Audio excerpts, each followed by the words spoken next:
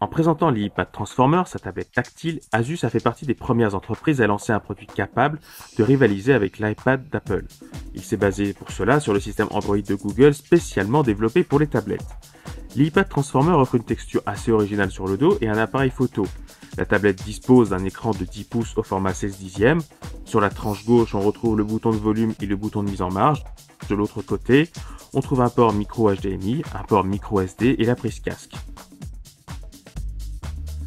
À l'allumage, on retrouve un système Android classique avec les 5 bureaux entièrement personnalisables sur lesquels on peut rajouter des widgets et des applications.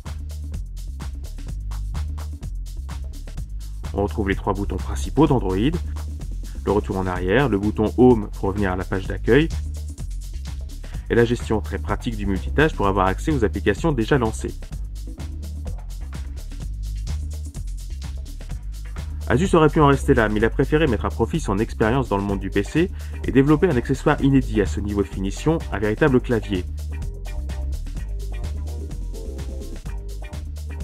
Il est très similaire à celui des netbooks de la marque avec, de chaque côté, un port USB standard protégé par un cache pour y brancher une clé USB ou même un disque dur portable.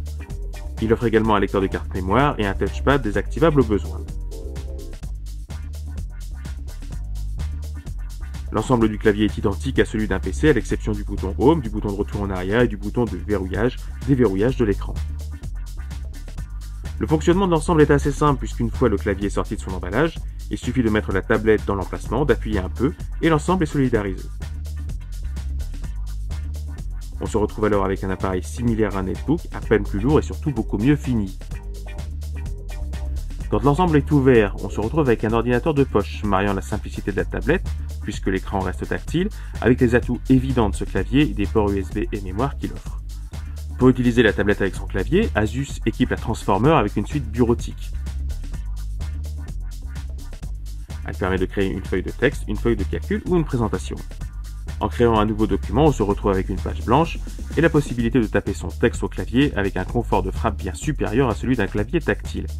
En haut de la page, une barre offrant plusieurs enrichissements permet soit de modifier le texte, soit d'insérer des images ou encore de faire de la mise en forme. Cette tablette devient alors un produit nomade parfaitement utilisable pour le travail au quotidien. Un autre atout de cette tablette, on l'a vu, c'est la présence de ces ports USB qui permettent de brancher une simple clé.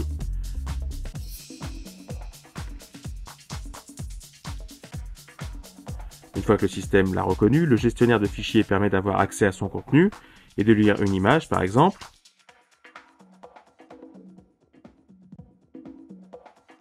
mais également un fichier PDF, pourquoi pas.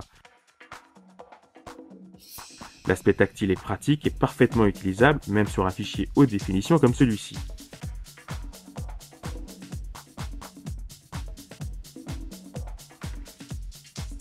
Avec la Transformer, Asus a donc pris le parti de séduire les familles avec une tablette tactile très réactive, une gestion du multitâche vraiment aisée et intuitive au quotidien, tous les logiciels fournis par Google, que ce soit Gmail, YouTube ou Maps, la possibilité de télécharger des applications sur l'Android Market, la possibilité d'écouter de la musique, de regarder des images, bref, une tablette classique et efficace dans ses usages, mais également une tablette qui prend en compte l'expérience d'Asus dans le monde du portable et qui se rendra très rapidement indispensable auprès des professionnels pour éditer des documents, mais aussi pour créer des documents, que ce soit des fichiers texte, des tableaux ou des présentations.